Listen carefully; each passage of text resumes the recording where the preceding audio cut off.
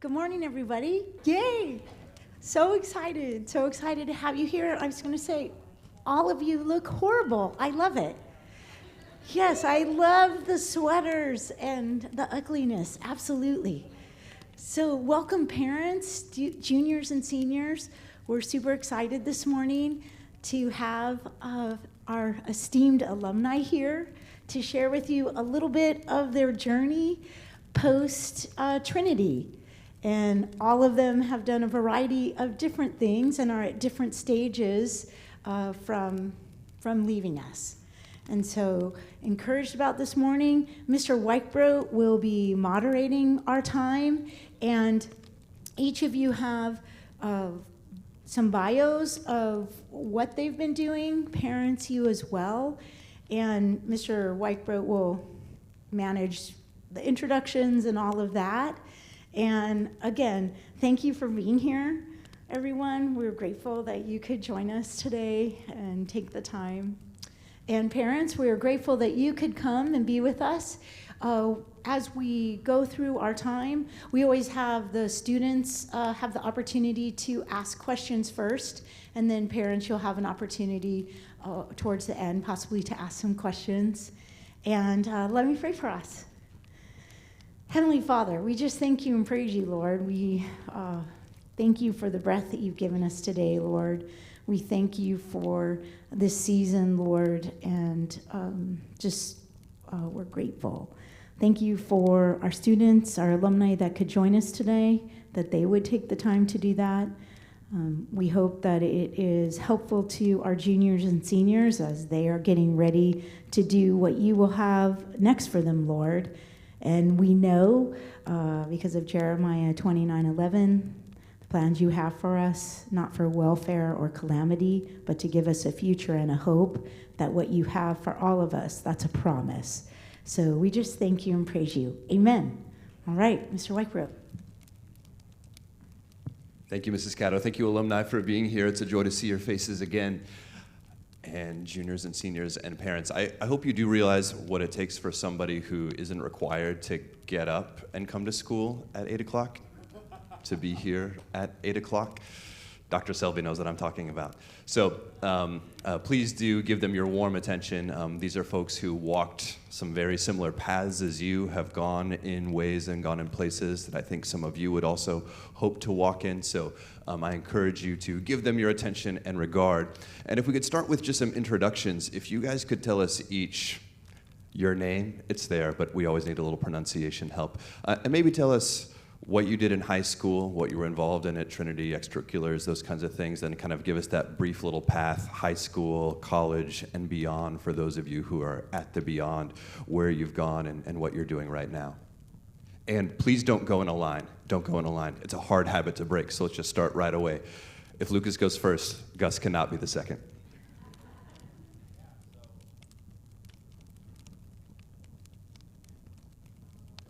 Hello, hello. Okay, yeah. So I'm Lucas Mendoza, class of 22. A little bit about me in high school was I was very involved in the house system, as well as involved in a lot of sports, like football and basketball. Coming now in college, I'm a junior at TCU, studying finance, accounting, and entrepreneurship. I'm involved in Greek life, as well as involved in a lot of clubs on campus, and yeah.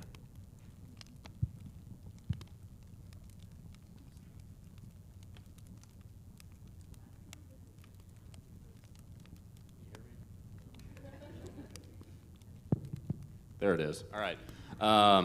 I'm Chapman Wolf. I go by Chap. I'm a grad from 2021.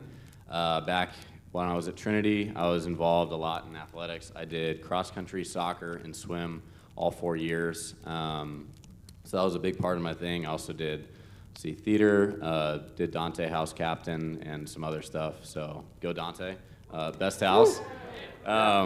Yeah, I am currently a senior at the United States Air Force Academy, so be commissioning here in May 2025 as a second lieutenant. I'll be an intelligence officer, and yeah, been doing plenty of exciting things at the academy, which I can certainly get into. I'll leave a little bit of mystery to that. But yeah, plenty of good things. Been a lot of involvement in spiritual organizations there, Christian organizations. doing worship leadership, and all sorts of other things. So really great time, as well as plenty of military activities. But yeah. Hi, my name is Sierra Gonzalez, class of 2016, which was a while ago now. What was I involved in? Let's see. I was on the softball team, pretty involved in the house system. I was Cincinnati's house captain. Woo! And then since then, I went on to go to Notre Dame for undergrad, went to law school after that, and then I actually just became an attorney last week, so yeah, exciting. Yeah, so if you have any questions about going to more school after already going to college or anything like that, I'm very well versed in that and can answer any law-related questions.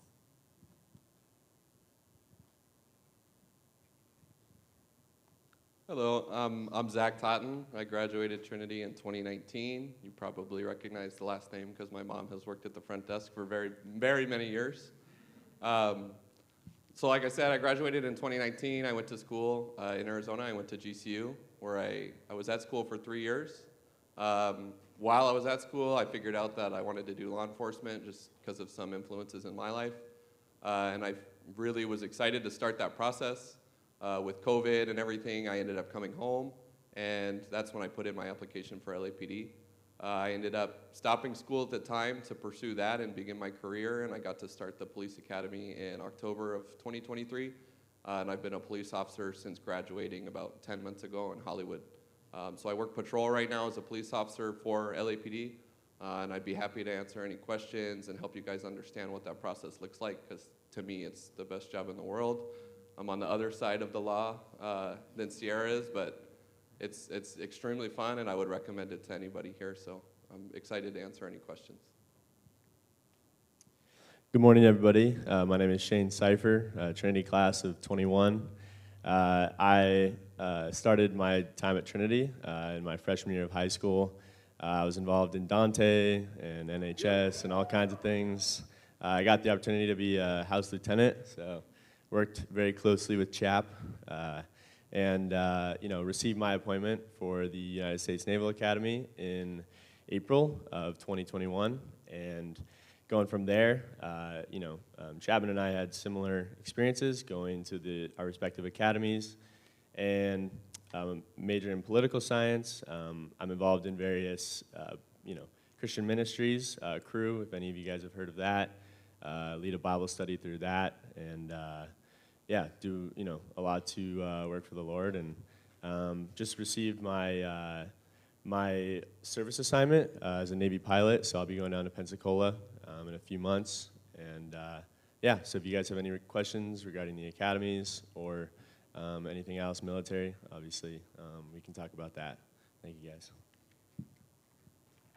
I'm Emma Leathers. I graduated the class of 2019, and I was involved in the house system. I was Patrick House Captain, and I was involved in swimming all 4 years.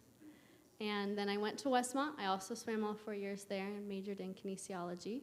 And now I'm in grad school and I'm getting my doctorate in occupational therapy. We left the old guys for the end. It's really amazing how quickly you become the old man in the room. I'm Gus. I'm from the class of 2013. I was Cincinnati's house. Let's go, Cincinnati's. I went to Loyola after Trinity. I majored in mechanical engineering and a minor in economics. While I was there, I was the team leader for our rocket team. So we came here once to do a talk, and we launched some rockets. And now it's kind of like a full circle moment, but now, anyway, I'll get to that point. But I teach that team now at Loyola. But after Loyola, I went to Michigan. I spent 3 years there. I worked for General Motors as an engineer. I mostly focused on like software and controls. In my last role, I was working on autonomous vehicles. I took a leave of absence from work, and I went back to grad school. I did my MBA and my master's in mechanical engineering at MIT. And while I was there, I got really involved with the team it was called MIT Driverless, but we did autonomous race cars. So we had an Indy car, and we raced it at the Indianapolis Motor Speedway. Afterwards, I worked for a couple years at a company called Motional, also doing autonomous vehicle work. So more on the business side. but still got to be really involved with some of the tech. And now I like to say I'm a broke founder. I'm starting my own startup, so it's an exciting journey, but a lot to learn, and happy to answer any questions about entrepreneurship. Hi, I'm Donnie McAdam. I know most of you. Actually, all of you. I don't know why I said most. I am the only one older than Gus, although we did graduate in the same year. So there's that. So I went here, graduated in 2013. I was a Cincinnatus house captain. Yeah! Although I'm a proud Griffin now, Boethius.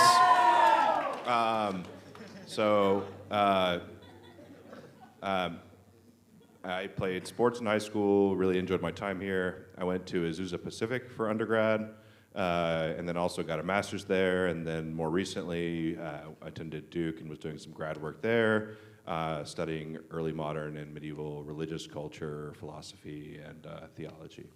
And then I guess 3 years ago, I circled back to Trinity and was looking for a job that I felt would provide me a lot of meaning, and I've really found that here. I'm very fortunate to have a job where I don't feel like I'm working most of the time. I'm happy to answer any questions about grad school, education, et cetera, that I haven't already answered because I see you every day. Anyway, I'm happy to be here. Thank you, guys, and I hope you guys hear some of the diversity and breadth of the different life paths these folks have gone down and continue to go down. And Donnie and Gus, I appreciate your humility in playing down your pivotal role in the first ever Trinity's boys soccer team, lest we not forget. Which he was our coach for. Yeah. My job was to make sure nobody went past the line where the field starts, so I would walk back and forth, make sure no one got too excited, keep people in check. Less soccer, but more organization. Did you also try to make your own shin guards at McDonald's for our playoff game? I think you're mistaking me for somebody else. Okay. So the way this will work is I've got a few questions that I'll ask for our panel, and then we'll kind of take a little bit of break from me and those questions. We'll give you guys, students, the opportunity to ask a few questions. Bounce back, I'll ask some more questions for the panel. We'll go kind of back and forth like that. And alumni, feel free if you have something to say in response to the question I ask or a response someone else gives, feel free. Don't feel the need to say something if you don't feel like you really want to say something, but also please, you're here to provide us your perspective and your thoughts, so don't be shy either. Let's start thinking back about that transition from high school to college. What's the most surprising thing that you can remember? For some of you, you have to remember back a ways, but what was the most surprising thing for you going from high school to the next steps in college? I thought freshman year was easier than senior year at Trinity. I don't know if anyone else agrees, but it's like you don't have to write a thesis, but otherwise, like I think there's like a lot more, like in high school, it's kind of like you get some exposure to some of like the academic disciplines, but then you're at a bigger school and you get to explore like way more fields of study that you would have never known about. And so I would just say like, approaching it with curiosity will get you a long way. Yeah, I'll add on to Gus's point. I think that one real benefit, high school is obligatory. The subjects are obligatory, meaning like you don't have a choice to not be here. But when you go to college, especially those of you who have taken advantage of the dual credit program, will have a lot of options to self-select what you want to study. And so you can really pursue those things that are of interest to you and that you think would benefit you and kind of put you on the path that you'd like to go. I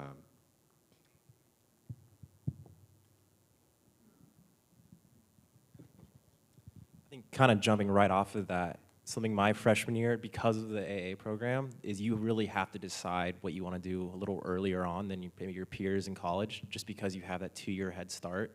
And so you're gonna have those decisions, really figure out what you want to do a little bit earlier than like other people around you, and that's something that's a blessing and a curse because it makes you feel like you have to grow up a little bit faster as well. But I think we're all self-motivated people here, and it was kind of enjoyable to see myself taking those harder classes right out of the gate in college.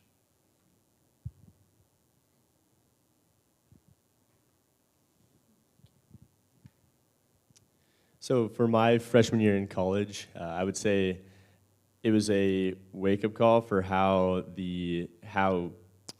intense a lot of things can be. So obviously, Chap and I both went to service academies, and our freshman years were by no means a cakewalk. And I think it was just Trinity provided me a fantastic foundation for my academics and sort of my moral foundation and everything else like that. But I think depending on the path you take, you have to do certain things in high school to sort of prepare yourself to sort of face the world in that way. And you know, if you guys have more questions about what the first year looks like at service academies, that is, it was a relatively more intense freshman year. So. Yeah, I'll echo what Shane said. I was kind of just looking at him, who was going to speak first. But our experience was very different from the normal college experience. And we can certainly get into that if you're interested. But it's, I'd say that one of the things that I really appreciated about Trinity was the difficulties and the challenging stuff that you faced here academically, athletically, all that kind of stuff really prepares you, I felt, in a way that I was more mature and kind of ready when I walked in.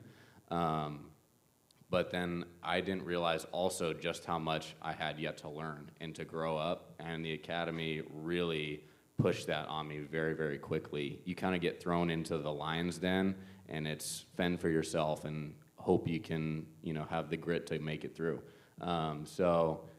But this school tremendously helps you with understanding how to manage your time, how to manage the workload, how to manage a lot of stress when you have tons of different things going on, which was incredibly helpful going through the academy when you're balancing all the plates and trying to keep them spinning and you're just completely exhausted. So definitely a bit harder, or maybe not necessarily harder, but just a different type of difficulty transitioning into college from high school for Shane and myself, and we can certainly answer any questions about that.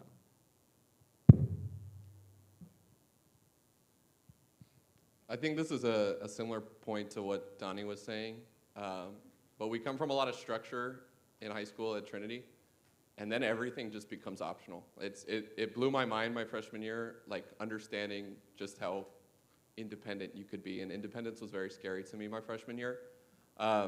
And I just hope you guys can start considering now that there's a lot of decisions that you'll have to make in your life pretty early on that can be transformational. Like your faith becomes an option to you, whether you're going to church or not, or if you're taking it seriously, or if you're serving in your community. Your classes become optional if you have to go or not, which sounds like the biggest blessing in the world, but you really have to commit to yourself early on and set your own structure, because you don't have the nurture of Trinity to sort of walk you through in the way that they help us do here. So think about what's really important in your life at that time, and I would say do your best to continue to go to church and try to make it to all your classes. And that's what's going to give you a lot more structure than a lot of what your classmates have around you. And in my opinion, that's a great way to set yourself up for success. Yeah, I would just echo part of what Zach's saying, in that like the choices suddenly become yours in a way that they're just kind of not at this time. I think like transitioning from Trinity to Notre Dame, which was still somewhat of a similar environment, and that was, you know, smaller class sizes, religious context. There's still such a wide array of people that I think you meet in college or whatever the next stage is for you, that you start to realize that not everyone shares your values, your opinions, your faith, or they practice their faith differently, or it means they're more serious about it or less. And I think you have to kind of decide, like people have been saying here early on, like what your priorities are and stick to them, like ground yourself in those, because there's a support network around you that you find. But I think it's important to ground yourself in what you know to be true, because there's going to be a lot around you that's suddenly new and different. So. Also, one more small thing to add. Start building your support network now here with the people that are sitting around you. Those people were a lot of my support network in my freshman year, right? So obviously before I established, you know, sort of my people around me, the people that are sitting around you were the people that I relied on, especially to keep me accountable in my faith and, and so on. So I think too, college is unique in that it's sort of a bubble of 18 to 22-year-old people, and so it's really easy to slip into that and think like this is the world, but in fact it's not. And so Zach's point's really well taken, in that church provides you a really unique opportunity to have intergenerational relationships. So even here, you go home, you see your parents, you see your grandparents, you see your teachers, etc. But in a college setting, oftentimes it's really insular in that you get the opinions, thoughts, behaviors of 18 to 22-year-old people, which can be good, but can also be not so good. So having a sort of grounding force to remember that there are other kinds of people in the world of different ages, experiences, backgrounds, etc., is super, super important, and church is a really good vehicle for that. So especially since we have an audience mostly of juniors and seniors, I'm sure some of them are wondering, how am I going to figure out what I'm going to do next in my life? Some of you guys, you were pointed in one direction when you graduated from high school, and you just kept going in that same direction. And others of you swerved all kinds of different ways and across all kinds of different lanes. So what are some of the ways that you figured out how and what and why you were going to do what you did? I can start, actually, because it's something that Mr. Selby told me a long time ago, which was that part of what you're meant to do is to take your gifts and combine it with what you're interested in. So for me, that was reading, writing, thinking, and what I loved was serving other people. So I thought, okay, well, how can I do that? And for me, that was the law, because it's a lot of advocating for people who don't have a voice. For me now, that's advocating for victims of crime, because I work in criminal law on the prosecution side. So that piece of advice really carried me through like undergrad, law school. So I think that's a pretty solid way to look at it. What are you good at and what are you interested in, and how can you marry up those two things? I'd say another really important consideration is to look around you and observe people who have the kind of life that you want. Find folks that are living the way that you envision you want to live, that have the kind of lifestyle you want to have, that have the values that you want to pursue, and simply put, figure out what they did and modify it to fit your own particular interests, but having this sort of exemplar model of, okay, so I want to live in a suburb that has a housing cost of X. Well, I should figure out who does that successfully, who lives in the way that I want to live, or who has the sort of lifestyle that I want or the values that I want, and model your trajectory after them. Going into college or the next stage of life aimlessly, you don't have to do that. People have gone before you and have experimented and sort of found their way. So don't lose sight of the fact that you're surrounded by a network of people who might have a roadmap for you.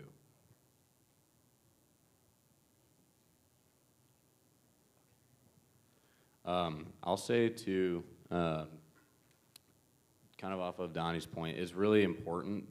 I found that you ask people that actually know things. So don't just consider the people to your right and to your left when you get to college the most knowledgeable person on the block, because they aren't. You'll get a lot of hearsay about, oh, well, this is really good. Or like in our situation at the academy, everyone's talking about, oh, well, that job is like that AFSC or that Air Force Specialty Code is, gosh, I'm saying a lot of jargon. That job or career path is really boring or whatever. That's really like stupid, it's super techie, and you wouldn't enjoy it at all. And that's coming from a bunch of people who haven't even done the job yet, and they're just getting it from hearsay. So how about instead you go talk to a senior ranking officer who's done the job for 20 years, and they can give you an insider opinion on here's the pros, here's the cons, here's what the work-life balance looks like. So that's a really important thing, is you'll get a lot of opinions, like Donnie was saying, from the bubble of 18 to 22-year-olds who are around you. I would really encourage you, especially now, you guys have a wealth of teachers and people who have varied life experiences here. Talk to them. Ask them, hey, what do you do about this? Try and be forward thinking to set yourself up. Have those conversations with your parents too, and say like, hey, how can I set myself up to be intentional when I get to college? You know, what are routes that I should pursue? What are people that I should look to talk to? What are books that I should read to really like set myself up for success in the future?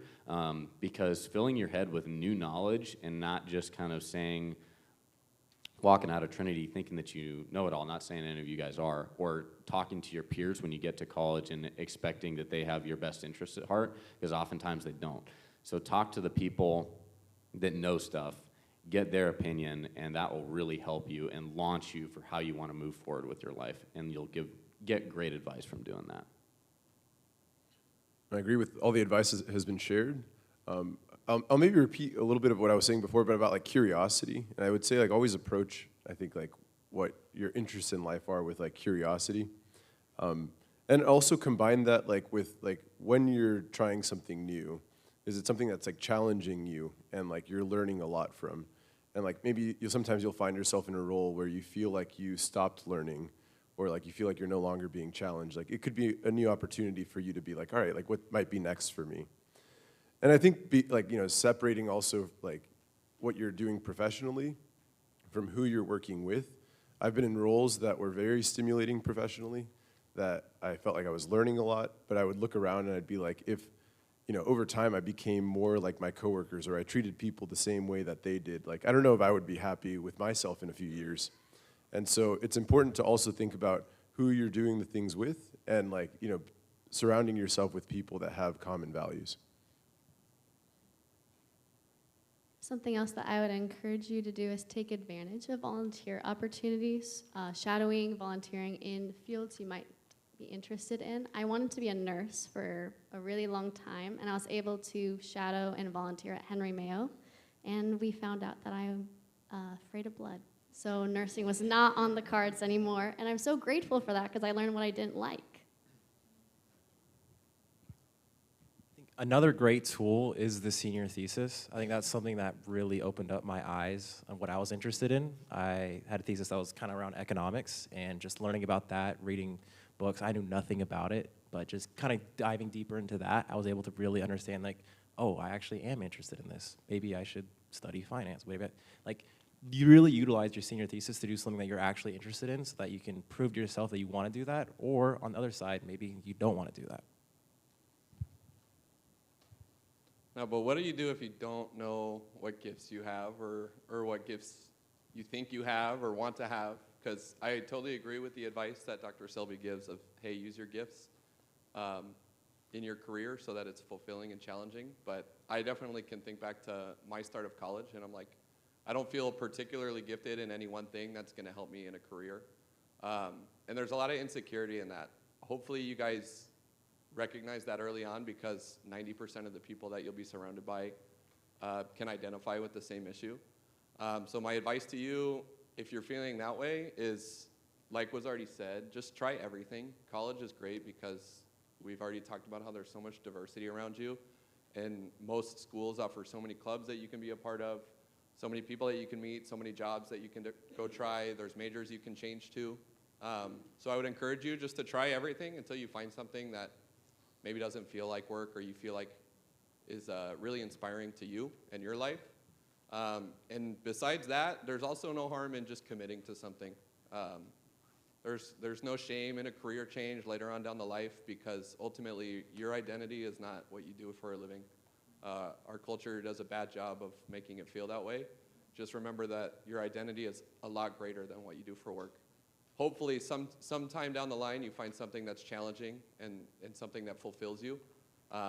But there's no shame in not knowing what you want to do. You'll figure it out, but you definitely do have to just commit to something at some point, and maybe it'll end up being the thing that you really love doing. So I'm going to ask one more question, but after that, students will give you a chance to also ask some questions. So I'm going to ask a question. I'm going to move over here. And if you would like to ask a question, come on over and join me. And then after they're done answering this next one, you'll have the opportunity to ask yours. So seniors, in a few months, you'll get to read T.S. Eliot's great poem, The Four Quartets, where he says, "Do not tell me of the wisdom of old men, but tell me of their folly."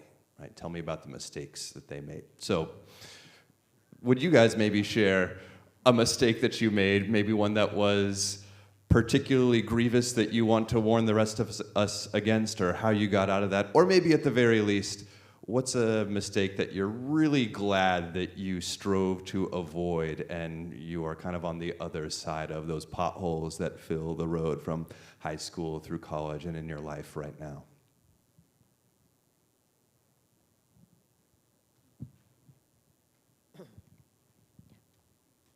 So in regards to mistakes, I would say that definitely experience in any way that you can what your college is going to be like.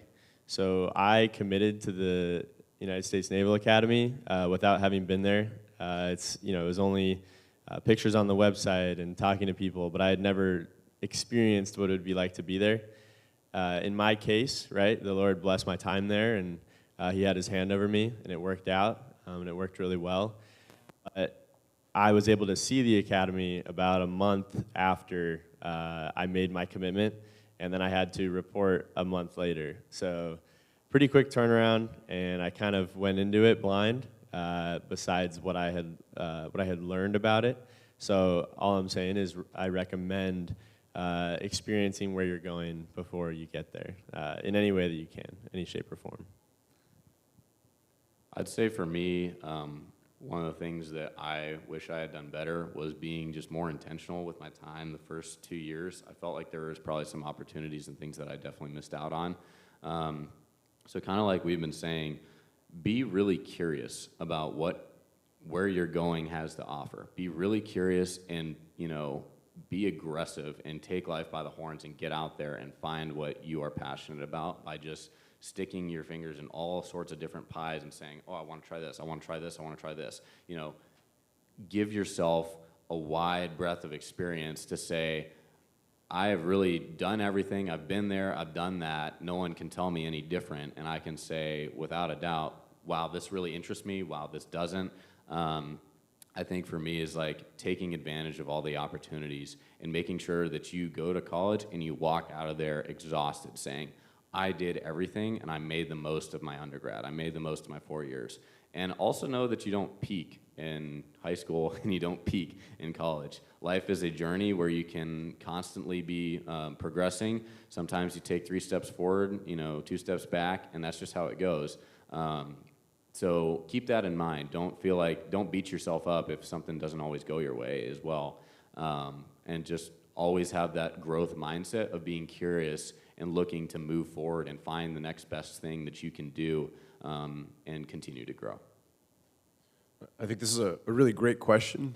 I think it's really easy in high school, I think, to never toy with the idea of failure, because failure is oh my God, I'm gonna get an F on my report card. I could sit here and talk about failure all day, but we're not gonna do that. But honestly, maybe one regret is that I haven't failed enough. It's and I like the definition of failure as the first attempt in learning. And usually when something goes well, I don't know, especially in engineering, you're I have no idea how this works, but I'm glad it does. You usually don't learn anything in there. But when it doesn't work, that's when you really start to kind of dive into the details and understand why. And I'll just share a quick story of failure, I guess, this year. But I was at the company called Motional.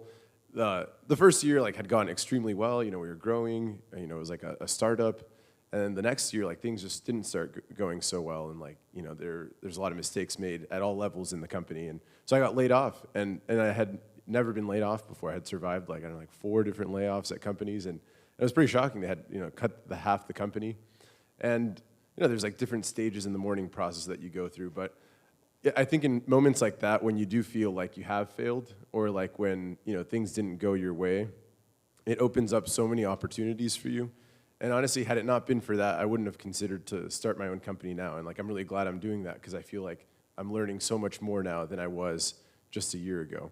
And so, I think if you're failing, there's actually a really good quote in I'm going to sound so nerdy, but in a shareholder letter that Jeff Bezos wrote from Amazon. And he said that if the size of your failures aren't growing, that you're not learning at the pace you need to really move the needle. And I think that's so important. Not only should you fail more, but you should fail bigger.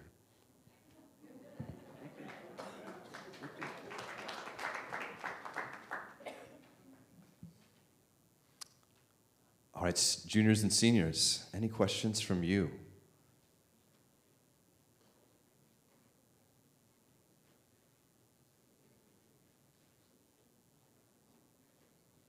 Yes, Paul Robertson. I have a question for our business people on the left. Is there anything you wish you had known or wish you had did in high school before you went into business in college?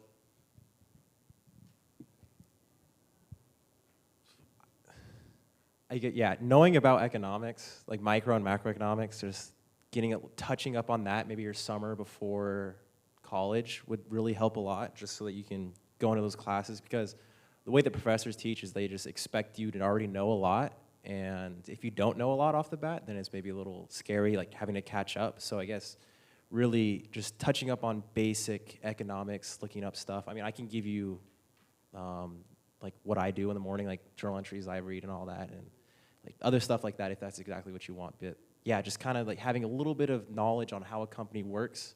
And I could definitely send to all you guys that are interested in business, just like the basic stuff of what they expect you to already know, but prior into going into a business school.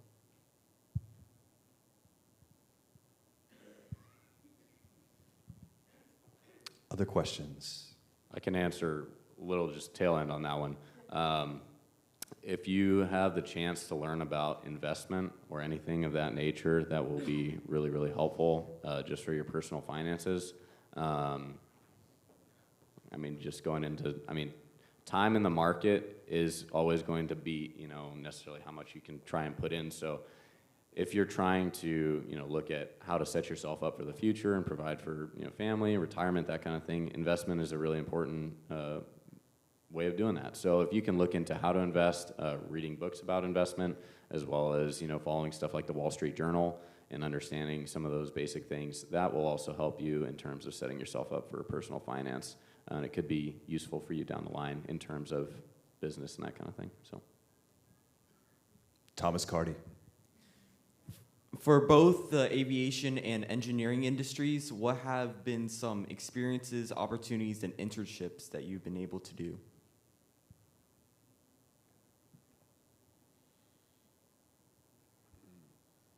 Well, I've mostly focused in cars, and I just remember when I first started at GM, I worked at their proving grounds, which was basically like 5,000 acres of test tracks. Most of the time I was driving cars, just like testing them. And I was like, I get paid to do this? And I was like, well, you kind of suffer through 4 years of engineering, and then you get paid to like play with toys. And that's totally how you look at it when you work in something that you like. And it's, I met somebody while I was in Michigan, and he loved roller coasters. Like, I've never met anyone that loved roller coasters so much. And he was a roller coaster engineer, and he loved his job. And like, it's all these like random things you would never think about. Like, they don't show you in school, they don't show you in high school. You have to go find them for yourself. And like, that's why like when you really follow what you're curious about, you end up in a field that you do very well in.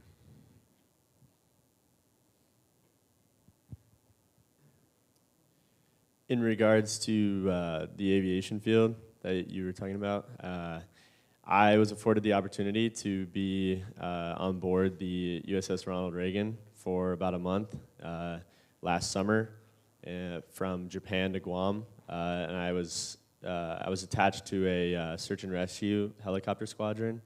And in addition to that, I hung out with the fighter pilots as well, and I was able to get a ride in an F-18, so I've experienced that off an aircraft carrier, and if you would like to talk about that later, we can. And but I was also able to see many other aircraft on that ship, and it was a great experience. And I know it's not civilian aviation, but it's nevertheless a pretty cool opportunity. So. We'll move on to our next question just so we can get more questions asked. And if you'd like to follow up with more people, please feel free to do so. Next up, Patrick Cherry. This is for, I guess, Coach Zach. What's up? I'm kind of in a similar boat as you were. You said like you were kind of undecided, and then you just kind of switched it all around and went to police. How'd you know when you were going to do that, and also what was that like starting off, I guess, police academy? Yeah, so for the first part of your question, asking, how did I know? My honest answer is I probably didn't. Like I said, you just have to commit to something, and it turned out being something I really love. But one thing that certainly influenced me is role models in my life. My wife's parents, they were both police officers, and they both had, like Donnie was saying, they had a life that I wanted to live similar to. And not in like a superficial way, but it was a job that provided for a family. It offered pretty decent hours, and they always talked in high regard of the career. So that certainly helped me gain confidence in the decision I was making. But ultimately, I didn't feel super at peace that that's what I was going to go do. But it was something that I wanted to challenge myself with. And I had always heard that the academy was going to be difficult. So I'm like, oh, if I can go do this difficult thing, maybe I'll learn something.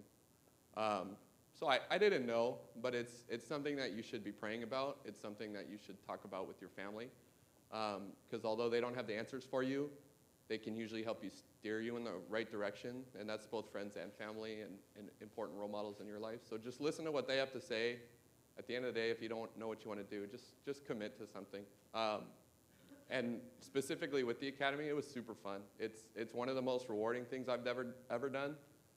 It was actually a little easier than I thought it was, but to be able to go through, and you guys can attest to this with your years at military academies, but to go through a long period of time with a class of people and all do one hard thing to complete that is like the best feeling in the world. So it's super rewarding to do that, and the result is an awesome career that I really enjoy. So I hope that answers your question for the most part. Thank you. Sophia Pena. Hi. My question is mostly for Sierra Gonzalez. Is there any time that being an attorney comes into conflict with your faith or like kind of like bashes heads with it? That's a great question. I would say in my particular field, part of why I picked it was to hopefully minimize that. Because I feel like with being a DA, and this is going to sound so cliche, but it's true. When I get up in the morning, I feel like I'm going to go out and do the right thing. Because like no matter what, if the person is factually innocent, from what we can tell from the evidence, we have to dismiss the case. So I'm not out to win. We're just out to do what's right. So in my particular field, I'd say no. I think there are times maybe where it could get to that point in the sense of, I think how you treat people, especially attorneys who are on the other side, both in court and out of court, it can get a little nasty or rude, but I think you have to rise to the occasion in that point and think, okay, well, you know, I need to argue my case and I need to do what I can for, be it my client if you're in private practice, or for me, like our victims. But how do I do that in a way that's gracious and that's, you know, respectful of the other side, but also, I also can't be afraid to be aggressive and get out there and do my job. So there's kind of a balance. I think there's always opportunities to continue to do what is right, though, in the middle of a job where you can choose to be unkind. So that's how I've kind of tried to approach it. But Lucy Smith. Hi, sorry I'm sick. This is a little bit more of a general question. Would you guys recommend going to a Christian college to like help advance your faith, or going to like a more liberal college to test your faith?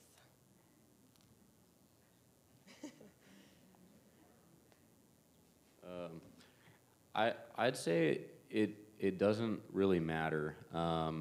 And the reason is this: your faith and pursuing it is going to be a personal decision that you have to really make about how aggressively you want to nurture your relationship with Jesus. And that starts with, okay, are you having daily quiet time? Are you spending daily time with the Lord in prayer? Are you spending daily time with Him in His Word? Are you fostering that relationship with Him? Are you worshiping Him? What music are you consistently listening to? Are you filling your head with garbage? Or are you filling your head with something that is going to be honoring and worshiping to the Lord? When you go out into college, even when you go, I think, and I don't know, I haven't gone to necessarily a Christian school, but at the academy, the vast majority of people would claim to be Christians. But you can tell the Bible says that you'll know them by their fruit. And you can look at people and say, well, I see that you say this, but your actions don't add up with a true belief. And that's going to be everywhere you go. And so I think the question that it comes to is really, where is God leading you first? Because you need to trust him and his will and where he's going to place you. And where he places you, you say, okay, Lord, help me to blossom and serve you right here where I'm at. And the way you do that is being intentional with him and plugging in with a church body that you attend regularly, getting discipled by older ladies who can pour into your life, and then also pouring into younger ladies as well, because iron sharpens iron. So ensuring that you have the community of believers around you that will continue to grow you and challenge you in your faith. You'll find that wherever you go, and the Lord's going to place you where you need to be. But there's pros and cons to both. So you know, it's a decision to make. I would just hop in on that to say, I would also agree. I don't think it matters. But I think it's more a question of like, I think our faith provides a sort of safety net or a support network. And it's just, where do you want that to be? If you want to go to a church and be at a more liberal school, then that's one setup. I mean, I went to Notre Dame, which is a Catholic school. And so sort of different from Trinity, but a part of why I picked it is because I still sort of, to be honest, needed this bubble. And I still needed that support network in an educational context because I still wanted to be learning around people who shared my faith. But I think some people are ready to break out of that a little bit faster. I think I'd say whatever you do, though, find a way to have both. Like, if it's a Christian college, find ways to meet people outside of the bubble. Because I think it only helps you grow your faith more as you question, why do I believe what I believe? I found that to be the case in the sense of, once I went to a law school was the first time I'd gone to non-Christian school, and it was a wake-up call for sure, but it pushed me to understand, why do I act the way I do? And I think you also, even if you go to a school that's not a Christian school, all my best friends in law school happen to be religious in some way or another. So I think we kind of find each other. But I would say find a way to have both wherever you go. Yeah, I will be the third person to say I don't think it matters. I've been to both a religious school and non-religious school. And as far as on most factors, I don't think it matters at all, or that there's that much of a distinguishable difference. I mean, even at a Christian university, there are a lot of people who don't behave very much like Christians, and so it's not nearly as sort of curated as some place like Trinity is. There's a lot of diversity there, and a lot of Christian institutions are Christian in name only. So I mean, there is that. So Lucy, I don't think that your idea of it as strengthening your faith is necessarily always the case. It certainly can be, but I also think that it can be the same way in a secular university. No matter where you go, there are always clubs, associations, et cetera, for whatever religious ilk you're drawn to, and so you can find a network there. And I mean, I'll be again one of the many to reiterate that church is what will collapse this potential problem that you'll encounter. I mean, you'll find your religious community located there, and your faith strengthened there. And that way, you're not reliant on an institution that's not designed for like faith growth, right? It's designed for it's an educational institution. It's not nearly as just to put it bluntly, it's not as good at that kind of thing as church is. Church is designed for that particular function. I think I also completely echo what everyone has just said. But especially like at TCU, the C, and I think this goes for pretty much any university, the C is as big as you make it, like Christian university. And with that, like something that's really huge is surrounding yourself with like-minded people and other people who are also passionate about Jesus. Like, for example, within my fraternity, we have like a Bible study every Monday, and that's something that's really interesting just to be around like-minded people in general, and then also being able to talk about God with them. And then also, a lot of colleges will have college nights, like with churches, which I think is great. It's like, I guess you don't get that intergenerational connection, but you do have people within your bubble community that also, again, love Jesus as well. And then, as like what they just said, definitely staying plugged in with the church is key. I'll say one last thing. Just being at the academy, I've met some of the strongest believers ever because they've been in the crucible and they've been in some of the taking a bit more of the harder knocks. And so, not that there's anything maybe different about going to a Christian school, but I have met some of the deepest followers of Christ through the academy because of maybe the bit different or tougher, if you will, life experiences that they've gone through. And just seeing how they lean on the Lord has been such an encouragement and grower for me. I'll be quick, but I want to add to it as well. I think you need to ask yourself that question, because I agree with everyone saying that it doesn't matter, but for me, it definitely did matter.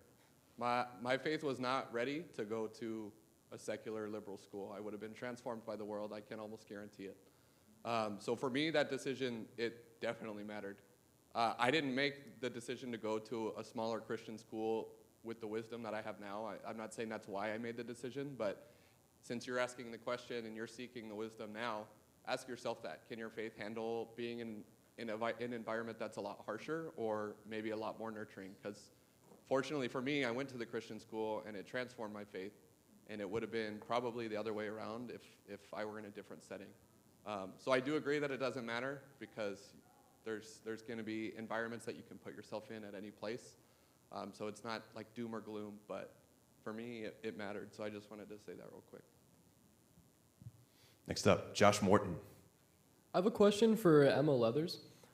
When you were shadowing at a hospital, how did you get that chance? When did you shadow? And what were some of the things that you did? That's a great question. So I was able to shadow through Henry Mayo's volunteer program. I believe it's still going, but I actually found out about it through one of my friends who went to Trinity here. She had done the program. I did it all throughout my junior and my senior year in the summer going into my freshman year. We did a lot of more like care support. So I talked with patients that are in the hospital. I kept them company. I helped assist the nursing with running labs, and it was a really awesome opportunity. I really enjoyed it.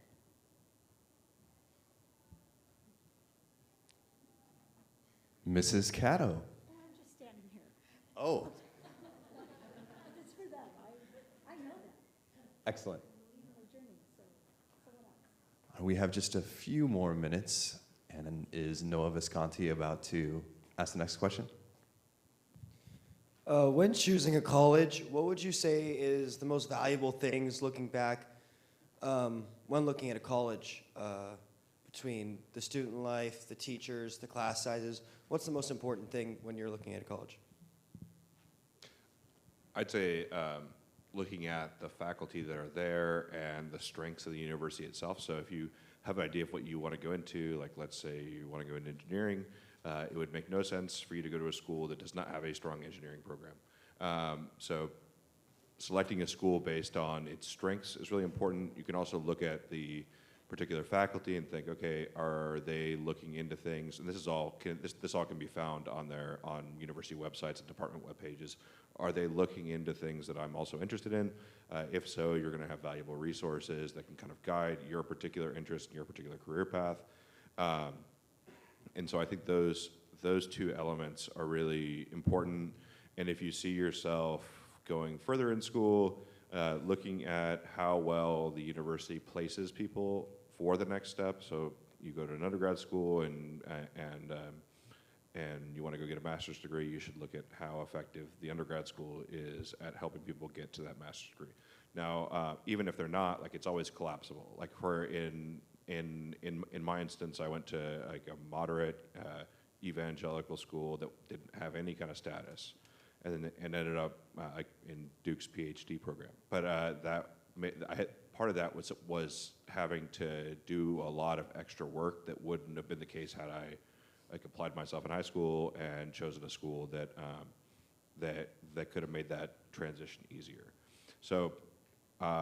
It's a longer answer than I intended, but look at the strengths of the university, look at the faculty, and size also matters. Like are you interested in a school that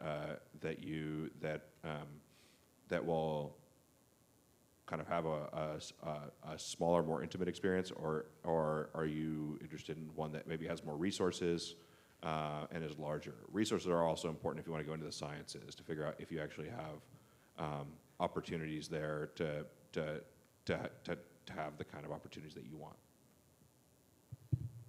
I would say it really depends, which is, I know is a terrible answer, but I'll just say for context for me, like I was a first-gen college student. I literally knew nothing about college. I mean, like Trinity definitely is a great community to help you find out what you want. I definitely, when I applied to grad school, it was like way more intentional, I think, than it was for undergrad. And things that really helped me were talking to current students. So like as much as possible, if you can find those opportunities, like no one's gonna tell you better about the experience than the people that go there. And if you meet people that you're like, wow, you know, we have a lot in common, that's probably a good space for you.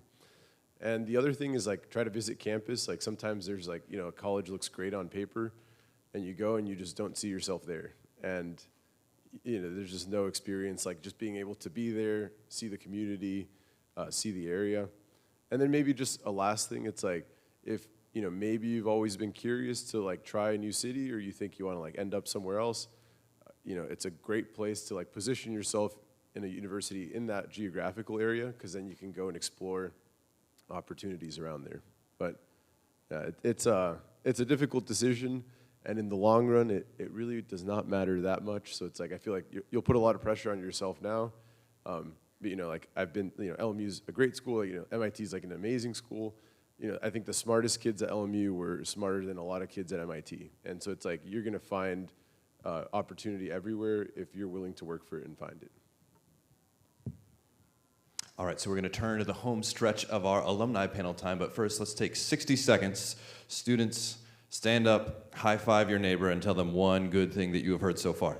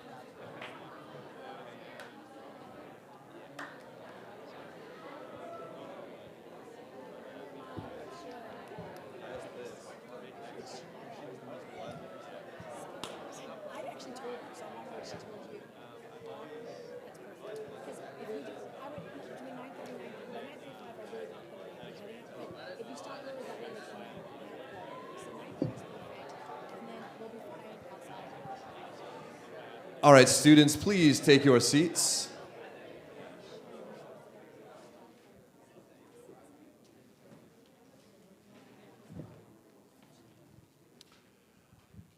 All right, I have two more questions depending on the time frame. We might have the chance for students or parents who are here to finish our time together with a question as well. The first one is, alumni, what's something that has stuck with you from your experience at Trinity, whether it be something that you read, an idea that you encountered, a lesson, a memory, what has continued to kind of live in you going forward from your time here?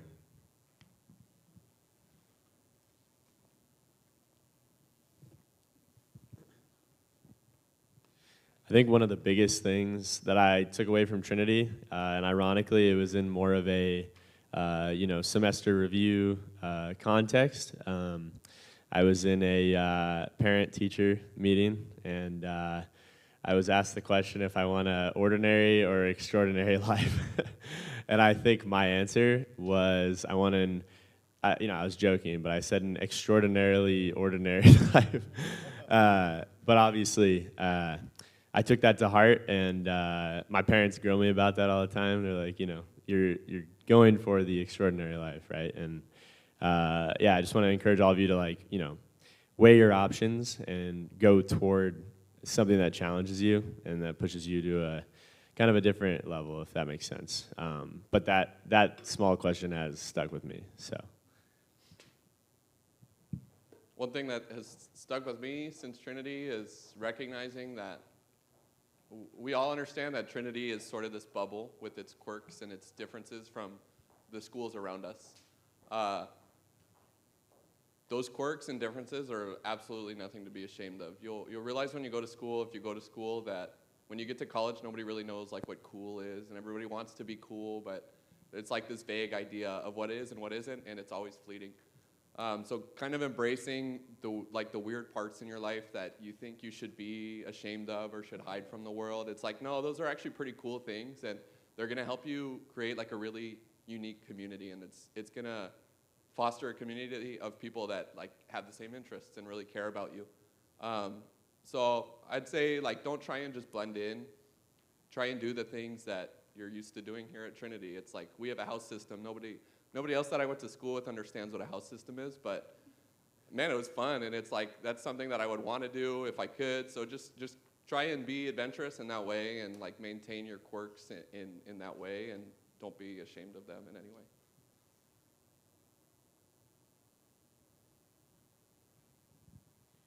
Don't be afraid to challenge yourself. I actually started at Trinity here in my junior year, so I went to West Ranch the first couple years, and I did not challenge myself. And that was something when I got here, I just really loved the community and people that were like really ambitious and driven. And so that's something that I took away from, and I always try to, try things that I think seem impossible to me, and then see if you can do it. I think one thing for me is that Trinity teaches you how to think and not what to think. Did I steal yours? I'm sorry. Yeah, I think a lot of, especially, schools out there will try and tell you what to think. Trinity really equips you well to think critically, to have discussion, to say, well, is that actually true?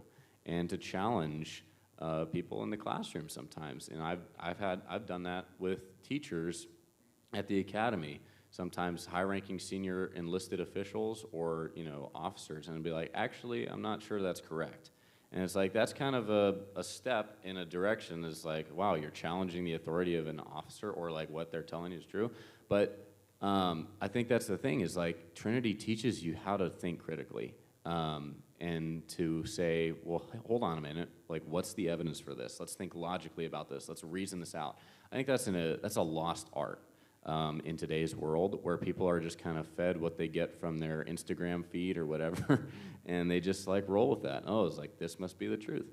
But you guys are better informed than that, and you know how to think, you know how to examine, you know how to look for sources, you know how to like do your own research and that kind of thing, and bring things to the table that will set you vastly far and above your peers. So carry that with you, because it's really important, and that will carry you really far. Yeah, just piggybacking off of Chapman, like the how to think and what to think. I think here something I took was that grades really don't matter, and kind of through our senior thesis process especially, it's how much work you put in, and are you proud of what you get put out, is really like how you should look at like college and school and education as a whole. And I only check my grades at the end of the semester, and that's such like a freeing process, and that like I really reap what I sow in that sense, and like I'm proud of myself semester after semester, because I know what the work I put into it, and your grade isn't how hard you worked, it's really like how much you learn really shows like how hard you worked and what you put into that process.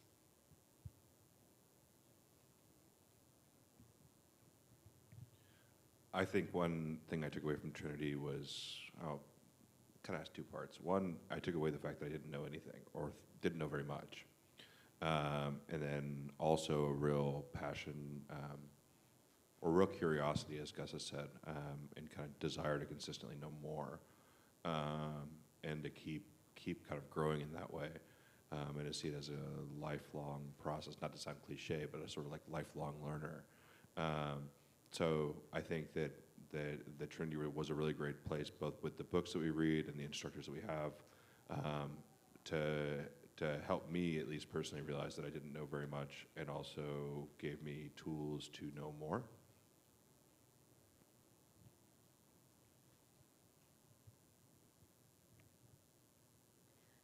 Something else that I took away from Trinity is how well prepared I was to handle the different aspects of college. I learned a lot of time management skills while I was here, and I was well suited to handle college athletics in a hard major and passing classes to get onto grad school, and I'm very grateful for that. So this is kind of a similar question, but reflecting on what has maybe made you stand out from your peers, things that have enabled you to continue to grow and to succeed in the ways that you have, what's one thing that you would tell these students, hey, embrace this, accept this skill, this art, this ability that you get from Trinity. You might not want to, but embrace it because it's going to make a difference. And then on the flip side, what's something that you would counsel them? You're not going to get this from school. Trinity's not going to make you or maybe even offer you the opportunity to get this really important thing, to develop this habit, this skill.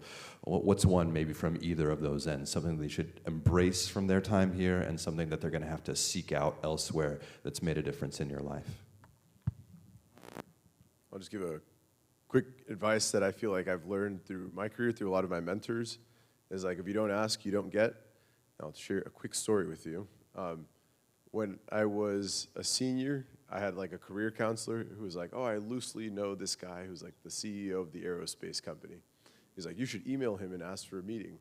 And I was like, well, he's probably just not going to respond. But I was like, all right, let's email him. So, and then I followed up again a month later. I didn't hear back at all. And then like a week later, he responds, and he invited us and the whole Rocket team to come, and like we met like a bunch of the VPs and the CEO, and we got to present to him. That opportunity doesn't exist unless you ask for it. And so there's a lot of things in life that, I don't think I'm that smart. Like, I'm a pretty hard worker, but I've gotten a lot of opportunity just because I asked. I'll answer the second part of Mr. Weigbert's question, and I guess it's not something that you couldn't have at Trinity, but it's something that you ultimately have to decide for yourself, and college is a chance where you can, college and life beyond that is a chance where you can choose to do it or not do it, and that's building a very strong work ethic and very strong work practices. And so, there's always somebody smarter in any room that you go into, or in any setting, right? There's always someone smarter than you in any field. But you can decide if you're going to outwork everybody, and that's something that's entirely in your hands. Now, that might not always lead to equal outcomes, but oftentimes it gives you an edge. And so, that's been my experience. There were often times where I thought, like, okay, so I'm at a disadvantage here, but I can outwork you all. And so deciding that that's who you're going to be is super important. But that's an independent decision that you could begin here, but will become more and more important as you progress throughout your life. I would say this is not something that I didn't learn at Trinity, but I would say rather something maybe I wasn't ready to hear. So maybe this will resonate with you in the future or now. But I think one thing that's important is that, we know that there's a time for everything. I think there's also a time for rest. We've talked a lot about, going after it with everything you have today, and that's so important. But I think it's also important if you are feeling a little lost or just a little burnt out, look for periods in your life or just activities in your life, whatever it may be, where you can take some time to rest and regroup if you feel like you need to. I took a gap year after between undergrad and law school, and against my dad's advice, by the way, and it was the best thing I ever did. So because I kind of just needed a second to figure out what do I want next and where am I going. So I would just counsel in the middle of all this too, stay curious. I think that's amazing advice, and keep taking the gifts and the that skill I think that Trinity nurtures in all of us to go after what we want, work hard, and challenge yourself, but also know that there's also a time for rest and regrouping as well.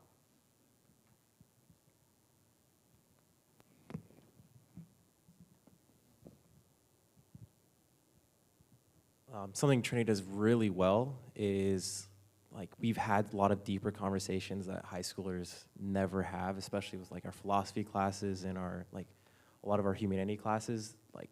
Understand we've thought a lot deeper than what your average high school student has, and then carrying that along into college, you'll notice just how much you know about yourself versus what other people know about themselves. It's not that it's a competition, but we've had those mature intellectual conversations, and you just continue to have that going on in college. And something I would say on the flip side of that question was like, take time to reflect, because college is so fast. Like, I feel like I was just in your guys' shoes, and I'm a junior now, which is scary. I'm still the youngest on this panel, but but take time to reflect. Even that's like once a week, once a month, like at least at the end of the semester, like, whoa, what did I just do this whole semester? If not, if you don't take time to reflect, life will just blow by. I would say, in terms of a habit that you get from Trinity that you might have to embrace is reading. Keep reading, because that is a lost art in our day and age. People are just so addicted to their phones, and they don't really take the time to say, like, oh, wow, what new information can I ingest and kind of feed my mind today with? So this is something I'm personally working on, is getting back into reading. But it is so impactful because you start to fill your head with new information, and then all of a sudden, you become the most interesting guy or gal in the room because you have all this new information that just, you're like, oh yeah, I know this off the top of my dome, that you can all of a sudden spark way more interesting conversations with people. You can talk at a higher level about subjects. You're more informed. So take that to heart. Like, I know it's sometimes really hard to say, okay, I'm going to sit down and read this massive book, or even if it doesn't have to be like a massive book, just something to stimulate your mind and keep you growing and keep you learning, because that will pay tremendous dividends. You may be 10 years down the line and remember something you read in, I don't know, a business book or whatever, and say, oh, wow, that's really going to help me, say, for Gus, with my grassroots thing that I'm starting now, that it's like, I didn't even realize this concept was going to come and play later, but here it is. And that could be happening in all of your different careers based on what you're reading. So keep reading. It's hard sometimes, but it is valuable. I just want to echo that. I think it's so important. Like, because of social media, we live in a day and age where like short form content is like most of what people consume. And when you have a conversation with people and like go in depth on a subject, you can tell they've only learned it from like, you know, like reels and short YouTube videos. And like, people have really lost the art of being able to sit down and focus for like 30 or 40 minutes. And it's like, when you read a book, I think you're actually able to develop depth in a certain area. And I would have never given you that advice in high school. All right, a last opportunity for students or parents to ask our panel a question.